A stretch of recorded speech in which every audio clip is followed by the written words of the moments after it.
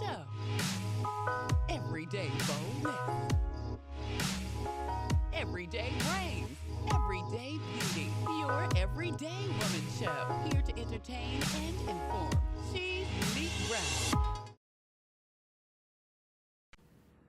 Thank you for joining us on this segment of the Meek Brown Show. We're going to talk a little bit about STEM and engineering for our youth in our community. There's so many things that's going on once again in our community that you may not have heard of. And I only recently heard of these two programs that joined forces because of what I do and what I'm doing this summer. But please listen to this segment so your youth can get involved.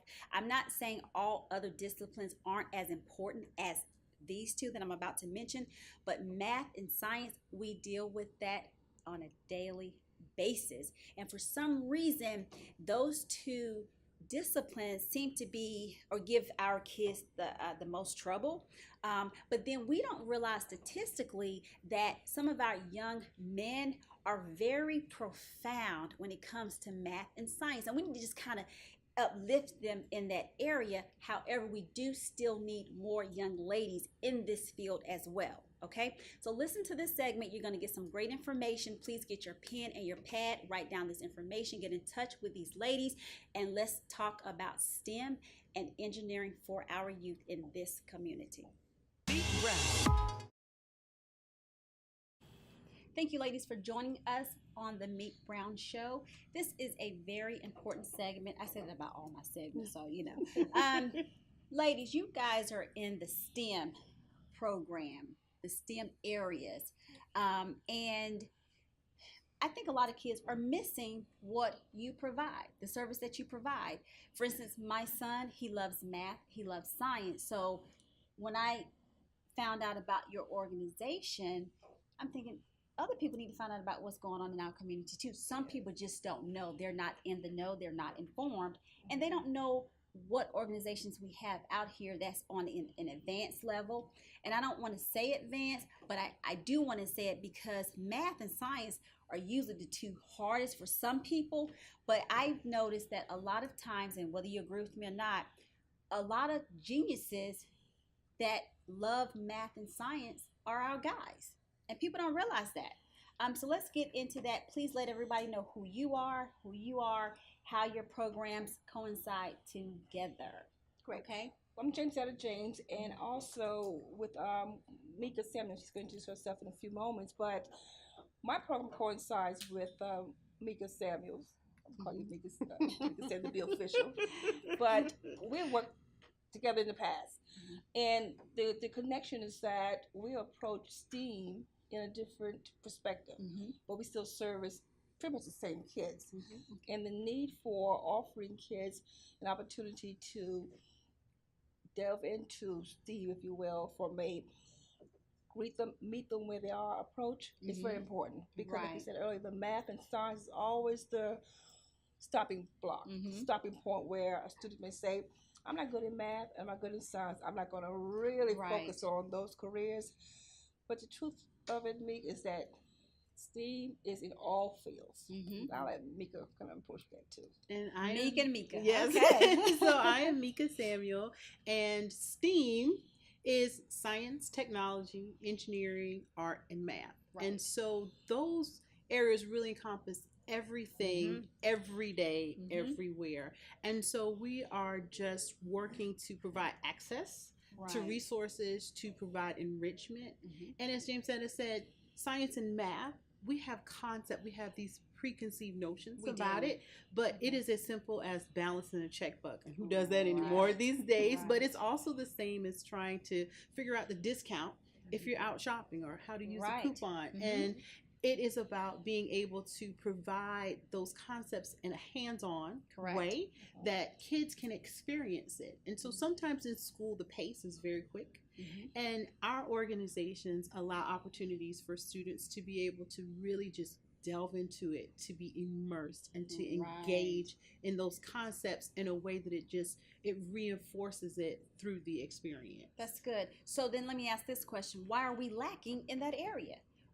You know, it seems as if though, especially in the state of South Carolina, we seem to have always been on the bottom when it comes to test scores.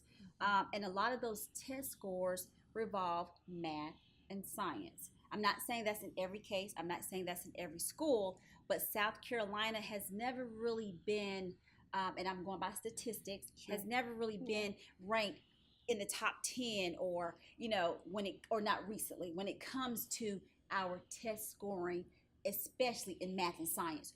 What do we need to do? How do we get these kids involved? You're specialists in this area. What can we do in the community? How do we get the word out? How do we get those kids and bring them to you? What do we need to do? Great, I would say, Meek, it's the approach. Students have to be able to touch, feel, and do. We are all visual learners. So the approach where the education department may have taken it is that old way of teaching. Right. It's a one-way conversation. Students takes note, and they do a that's it. brain dump. They actually pass Either get it or you don't. Either you get it or you don't. But with a STEAM focus, they are able to apply what they learn in classroom. So what our program does is that we parallel to what the students are learning on a quarterly basis or maybe a semester base, and we pair that workshop to make sure they get that aha moment. If they're learning about fractions, if they're learning about algebra or just basic math, we can actually apply a workshop that will give them that hands-on experience to apply that knowledge. Whether it's building a bridge, whether it's building blocks with Legos, or doing some type of high-tech engineering robotics task. However, the students are able to apply that knowledge right away. So that immediate response, that immediate satisfaction is what kids are getting.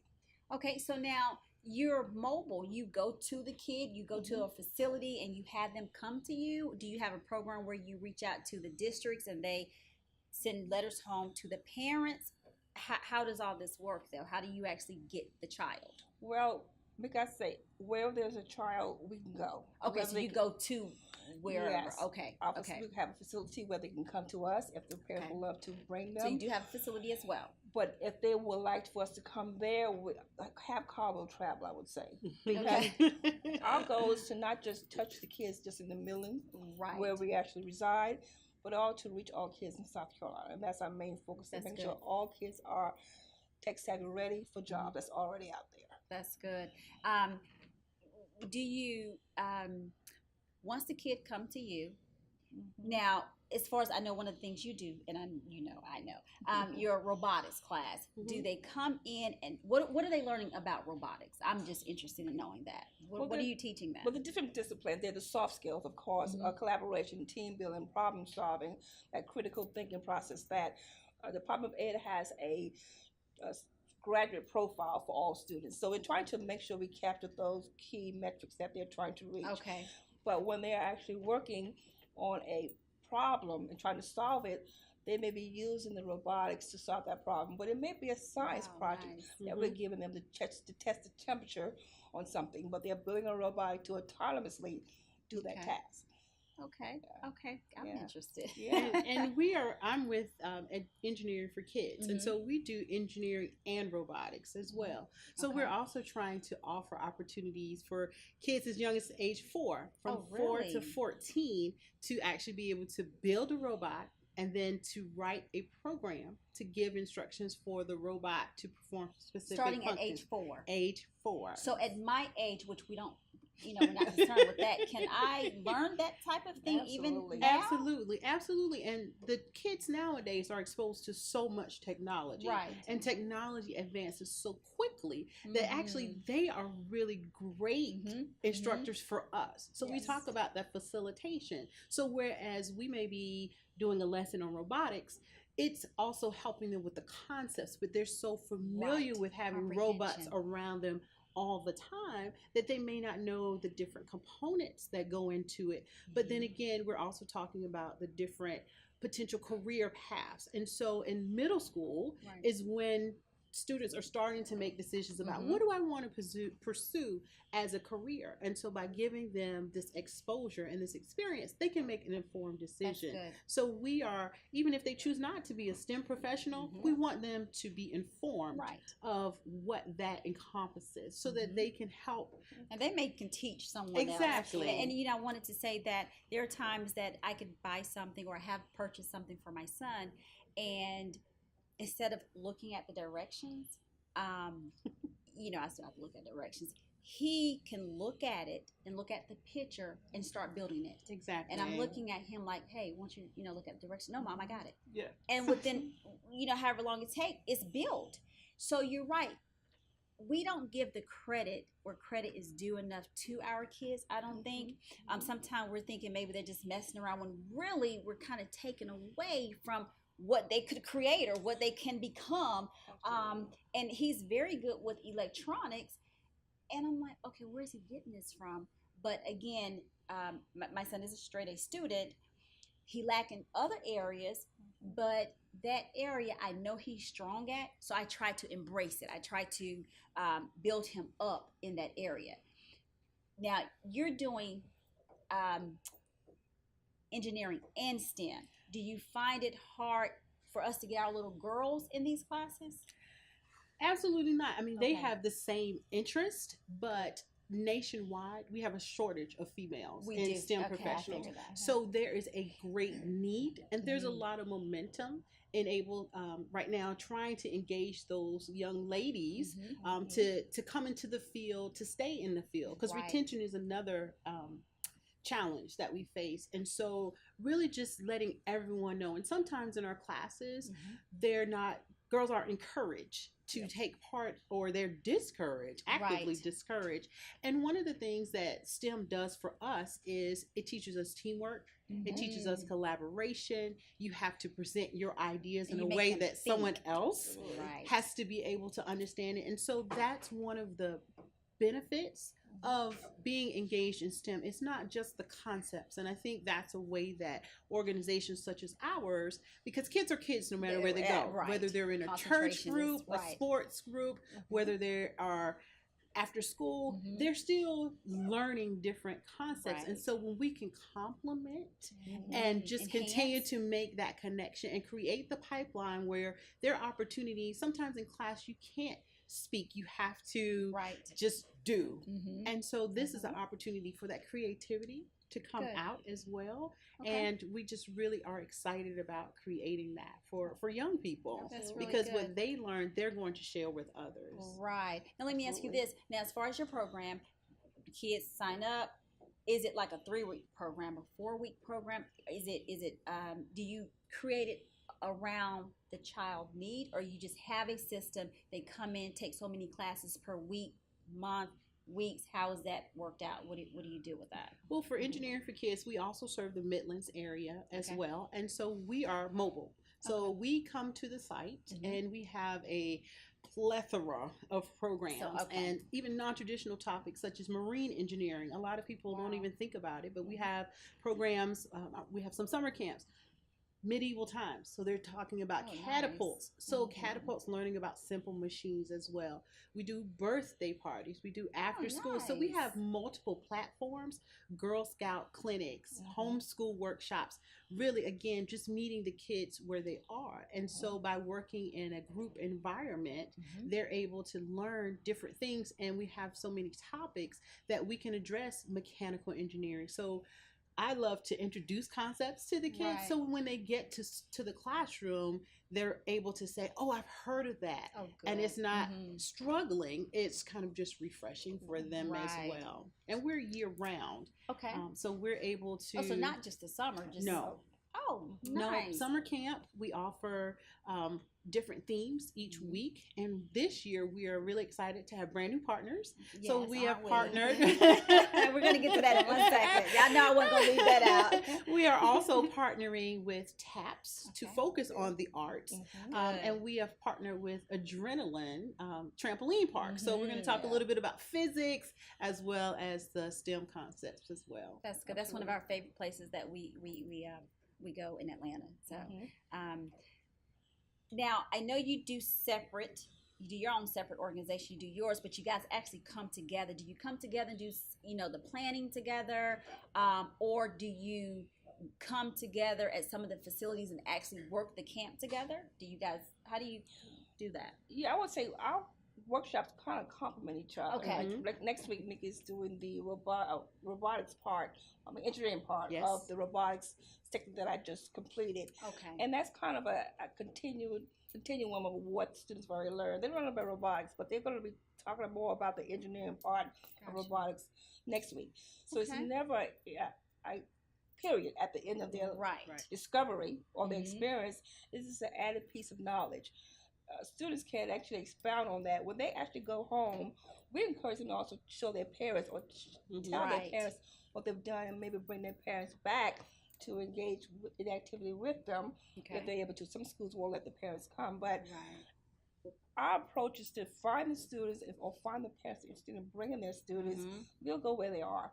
So it may be opportunity for the parents to engage with their students, and not only will the kids learn how to embrace technology or engineering or robotics from that perspective, the parents are also engaging as well. That's good. Now, do you guys do one-on-one sessions?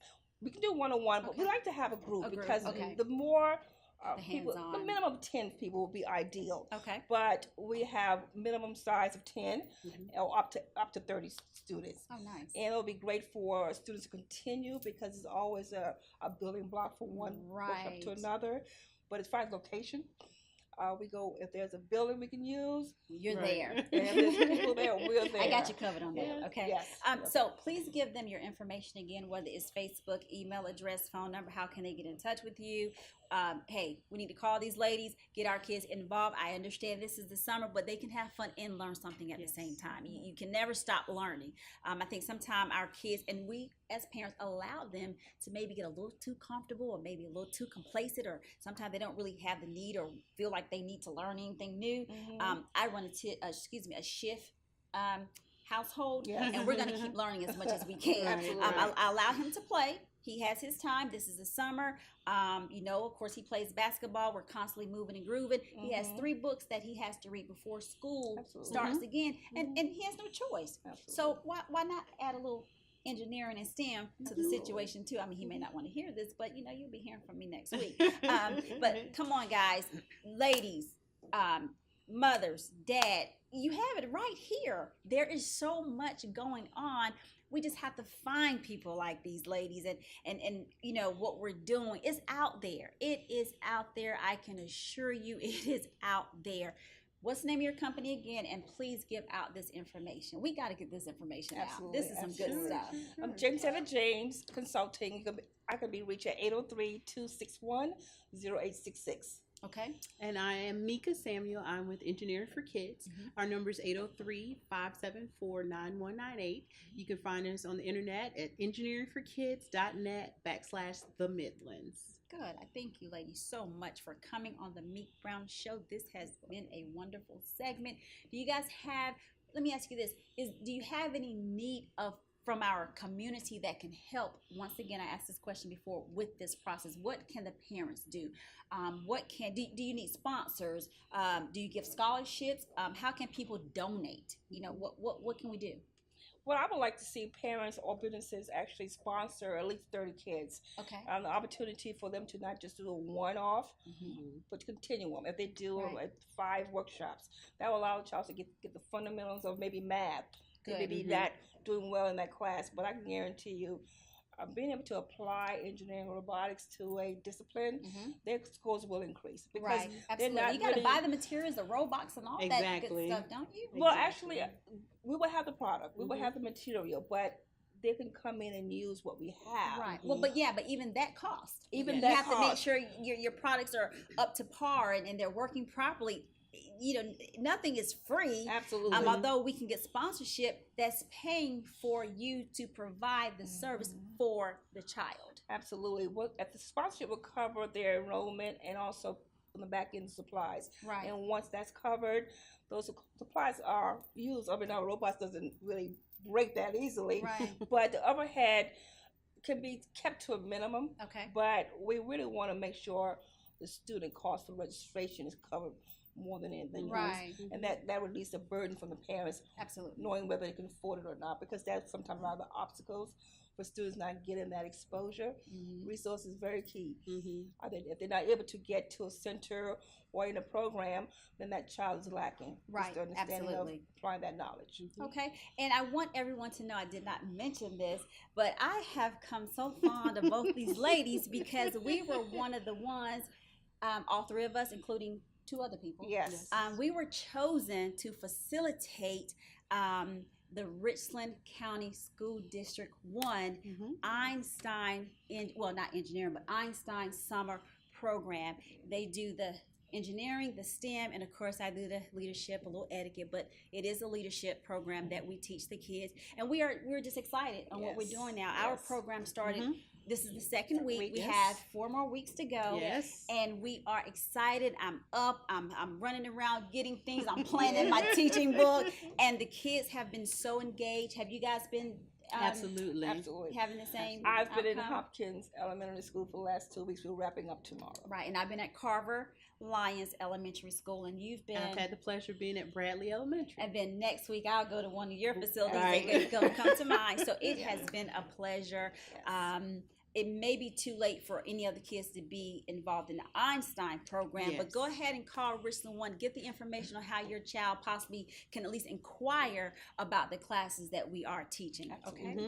Do you guys have any other information you want to give out? I think we've pretty much hit on I do want to emphasize that this year, the Department of Ed had made it required that K-8 have a computer science requirement in their lesson plan.